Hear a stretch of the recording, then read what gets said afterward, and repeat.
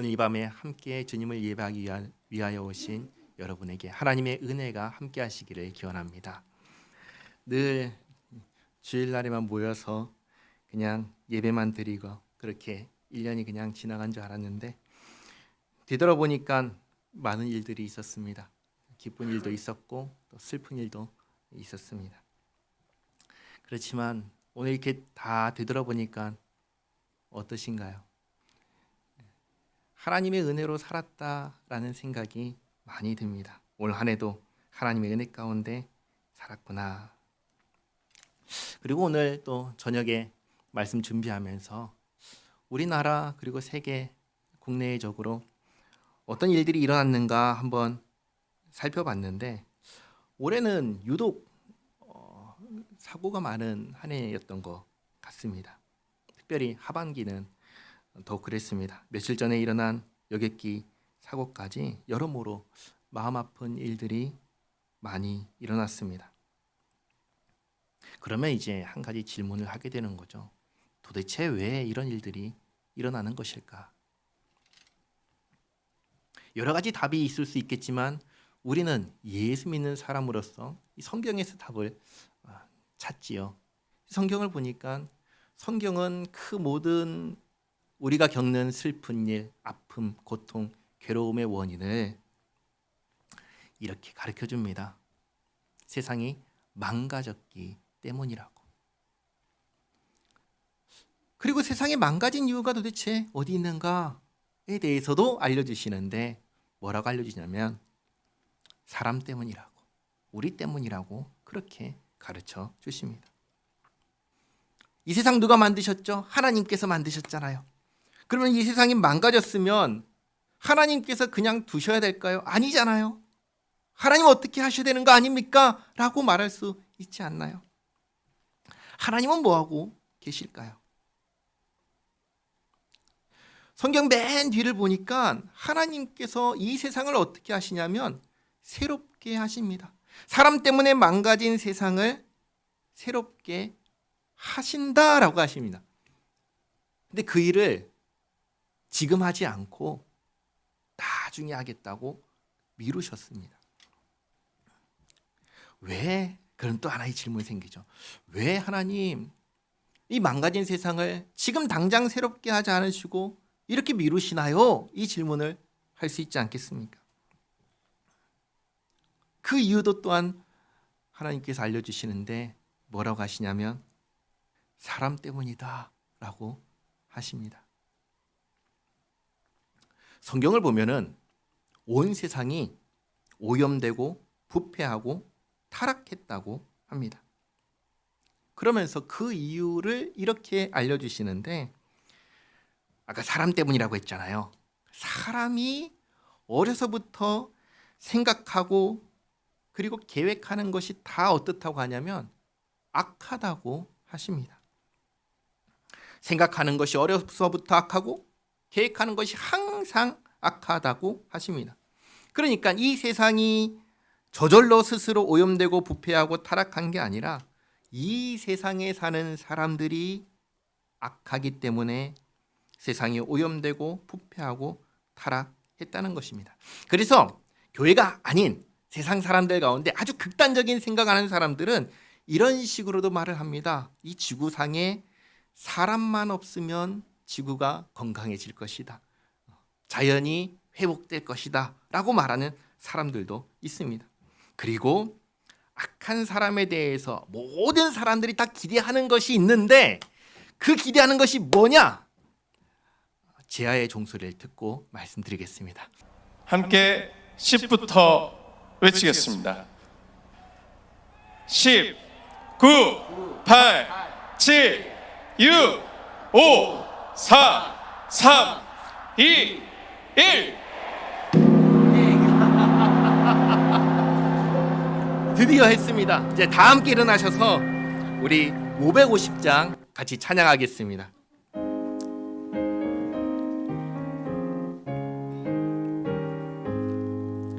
시온의 영광이 빛나는 아침 어둡더니 땅이 밝아오네.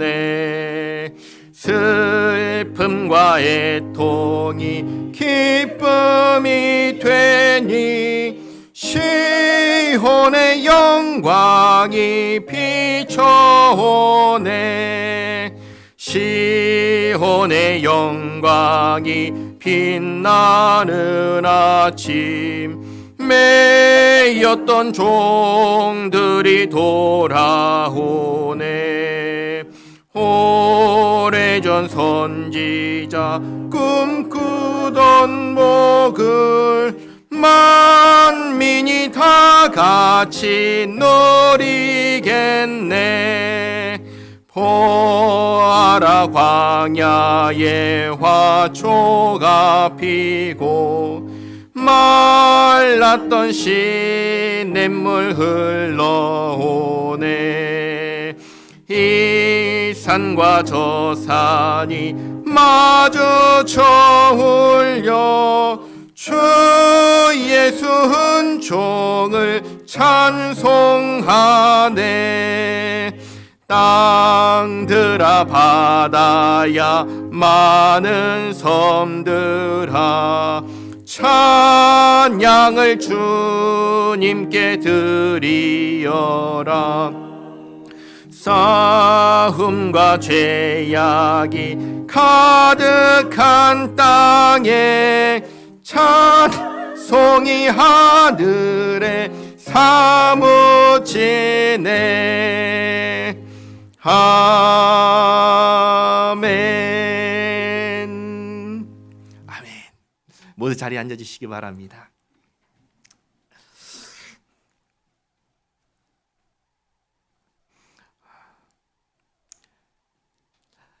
이 세상 모든 사람들이 악한 사람에 대해서 기대하는 것이 있다고 했습니다. 뭘 기대할까요?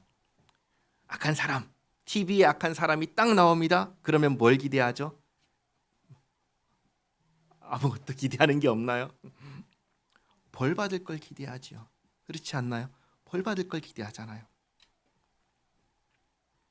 악한 사람에 대해서 모든 사람이 기대하는 것은 합당한 벌을 받는 것입니다. 성경은 그래서 하나님께서 재판관으로서 심판하신다고 가르쳐 주십니다. 근데 그 심판이 언제 있느냐? 살아있을 때가 아니라 죽음 이후에 심판하신다고 하십니다. 그래서 그 심판 결과 이 사람이 선한 사람이면 상을 주시고 악한 사람이면 벌을 주신다. 그렇게 가르쳐 주십니다. 그래서 보면 사람이 어떻다고 했죠? 나면서부터 악하고 생각하고 계획하는 게 악하다고 했습니다. 그래서 사람을 그냥 두면은 어떻게 되냐면 어떻게 될까요? 악한 그대로 가겠죠? 그러면 심판 때 어떻게 판단을 받을까요? 악하다 판단을 받겠죠. 그럼 어떻게 되죠? 그 다음은 벌 받는 것이죠. 멸망하는 것입니다. 이게 사람을 그냥 내버려 두면 일어나게 될 일인 것입니다. 자, 그러면 이제 잘 보시기 바랍니다. 하나님께서 이 망가진 세상을 지금 새롭게 하시나 아니면 나중에 새롭게 하시나? 악한 사람은 결국 어떻게 되죠? 결국은 심판받고 멸망하는 것입니다. 그러면 굳이 하나님 이 세상을 새롭게 하시는 이 일을 미루실 필요가 있나요? 지금 당장 하시면 안 되나요? 지금 하든 나중에 하든 간에 상관없이 똑같이 악한 사람은 멸망할 것인데, 아니 어차피 멸망할 것인데 지금 새롭게 하셔서 더 이상 눈물도 슬픔도 아픔도 우리 겪지 않게 하시면 안 될까요? 이렇게 말할 수 있지 않겠습니까? 그런데 하나님께서 안 그러신다는 거예요. 지금 당장 하지 않으시고 미루신다고 하시는 거예요. 그 미루시는 이유가 누구 때문에 그런다고 하셨죠? 사람 때문에. 사람 때문에 미루신다고 하는 거예요. 그러면 질문하는 거죠. 하나님, 어차피 사람 악해서 생각하는 것이 악하고 계획하는 것이 악해서 어차피 죽으면 심판받고 멸망할 것이 뻔한데 왜 미루십니까? 하나님 왜 미루시나요? 성경은 그 이유를 뭐라고 가르쳐 줄까요? 성경은 그 이유를 이 사람을 고치기 위해서라고 가르쳐 주십니다. 심판받기 전에 사람을 고치기 위해서입니다. 그러니까 세상을 새롭게 하기 전에 먼저 사람에게 하나님께서 간섭을 하고 계신 것이에요. 악한 사람 그냥 그대로 두면 어떻게 된다고 했죠? 망한다고 했잖아요. 그냥 두면 망하니까 망하지 않도록 사람을 고치는 일을 하나님께서 지금 하고 계신 것입니다. 그래서 하나님께서 그 고치는 일을 어떻게 하셨는가? 성경을 보면은 악한 사람을 선하게 고치기 위해서 가장 먼저 주신 것이 있습니다. 이게 뭘까요? 법을 주셨습니다. 법. 우리가 잘 아는 십계명이 바로 그것입니다. 이 법을 주시고 이것을 배워서 지키라고 하셨습니다. 십계명의 내용이 뭐가 있냐면 10가지 말씀을 주셨는데 10가지를 보면 이렇습니다. 하나님 외에 다른 신 두지 마라. 우상 숭배하지 마라. 하나님의 이름을 함부로 부르지 마라. 안식일을 거룩하게 지켜라. 부모님 공경하라. 살인하지 마라. 간음하지 마라. 도둑질하지 마라. 거짓 증언하지 마라. 이웃의 소유를 탐내지 마라. 이렇게 10가지 명령을 주셨습니다. 처음 4가지 명령은 예수 믿는 사람들에겐 너무나 당연하지만 안 믿는 사람들에겐 이게 뭐야 싶을 수 있죠. 하지만 5번째부터 10번째까지 나머지 6개의 말씀은 이 세상 모든 사람이 다 납득할 수 있는 말씀입니다. 그렇지 않나요? 이 말씀들을, 이 명령들을 딱 요약을 하면 2가지로 요약을 할 수 있는데 하나님을 사랑하고 이웃을 사랑하라. 자, 이 법을 하나님께서 사람 고치기 위해서 주셨습니다. 그 법을 사람이 받았습니다. 그럼 사람이 법을 받고 이 법을 지킬까요? 안 지킬까요? 나를 보면 됩니다. 나는 어떤가요? 나는 이 법을 딱 받고 지키면서 사나요? 안 지키면서 사나요? 가만히 생각해 보면 지킬 때도 있습니다. 그리고 안 지킬 때도 있습니다. 그리고 더 많은 시간들은 이 법을 잊고 살아갑니다. 대부분 거의 신경 안 쓰고 살아가죠. 그러니까 법을 주신 것으로는 사람이 바뀌지 않는다는 것을 발견하게 되는 겁니다. 그런데 악한 사람이 바뀌지 않으면 어떻게 되죠? 망한다고 했습니다. 한번 생각해 보시기 바랍니다. 교도소에 갇힌 죄수들이 있다고 한번 생각해 보세요.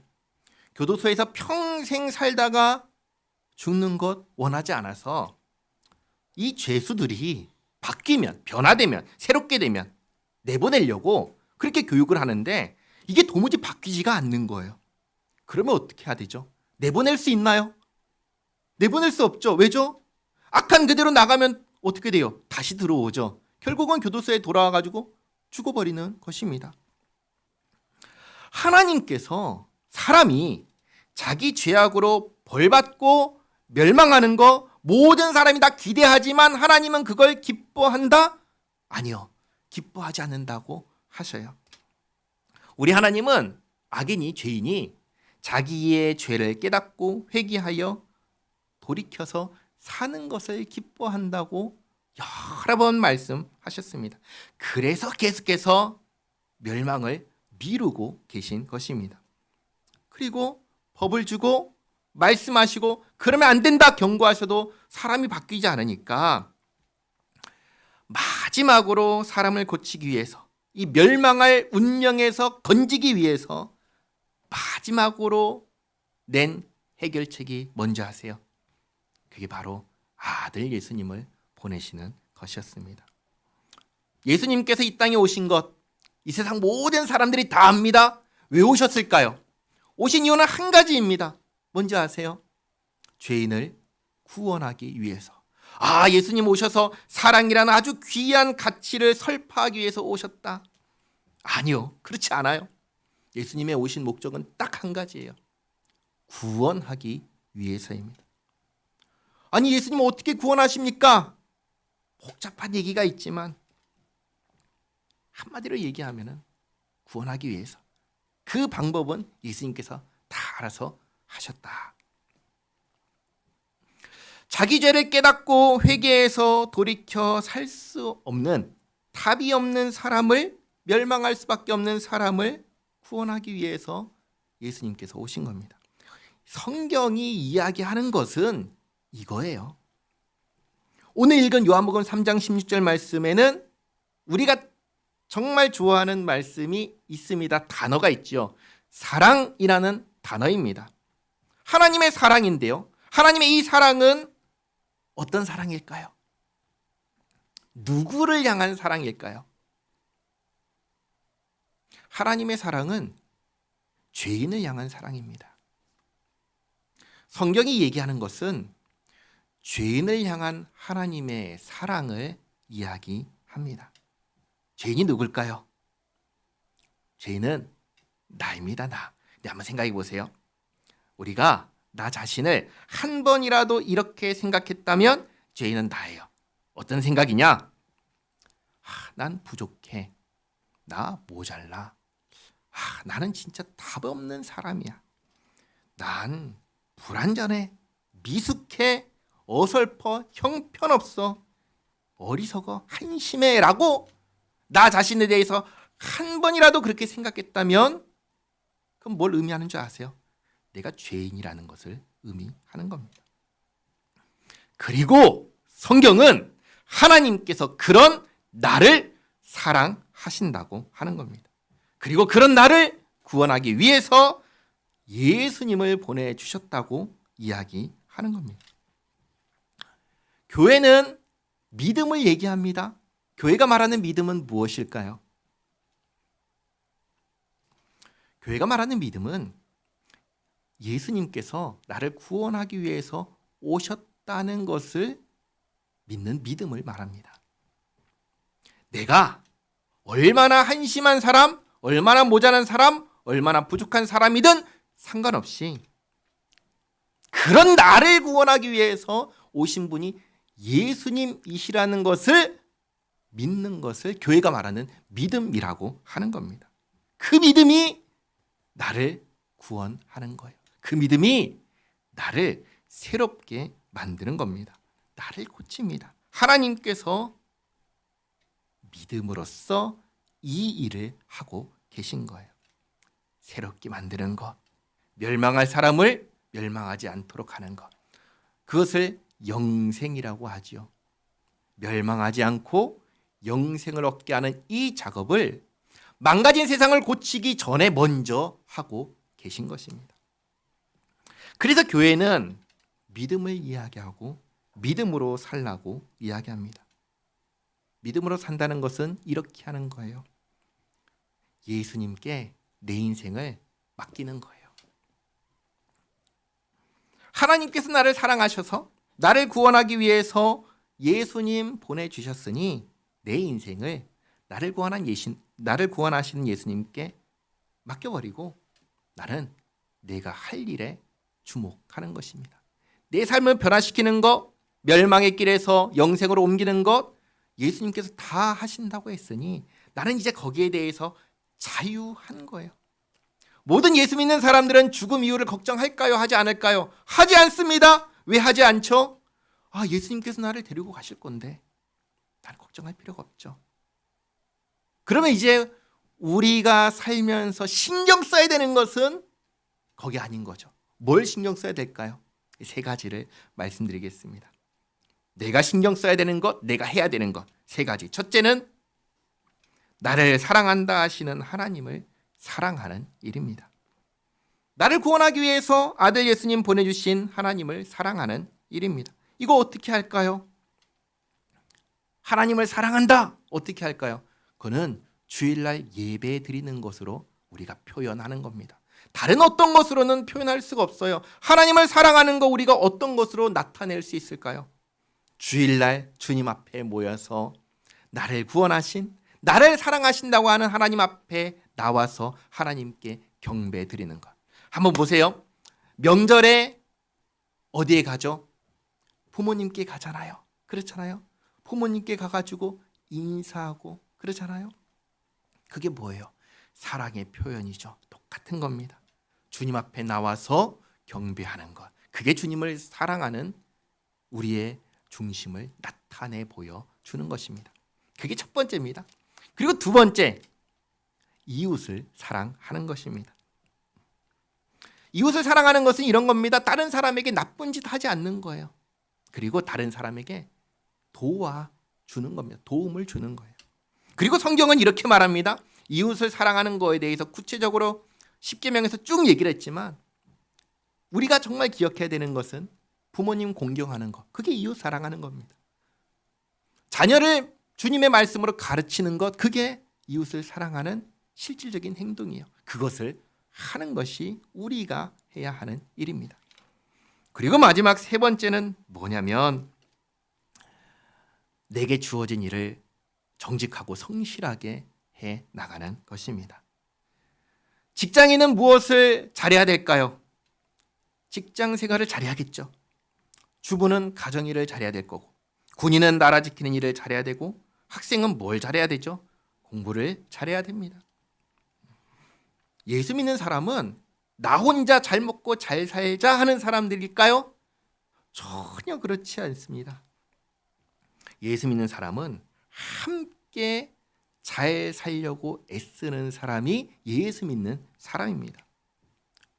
그러면 함께 잘 살려면 뭘 해야 될까요? 내가 할 일 잘해야 되죠. 나에게 주어진 일 잘해야 되죠.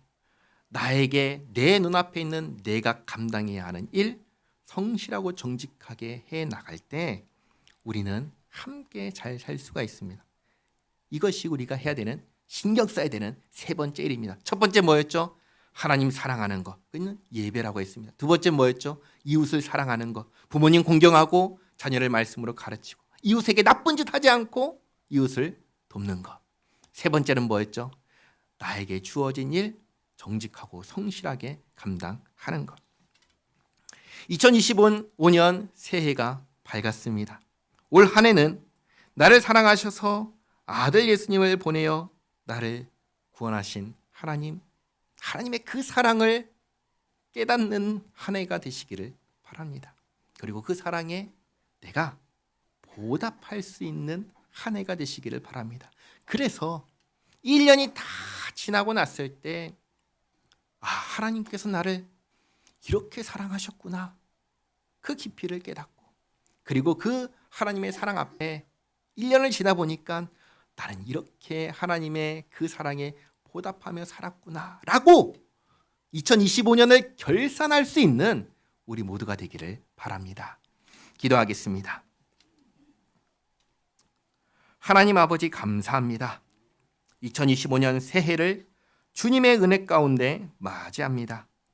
주께서 저희를 사랑하시어 아들 예수님 안에서 구원받게 하시고 이제 믿음으로 살게 하셨으니 저희가 믿음으로 살게 하옵소서.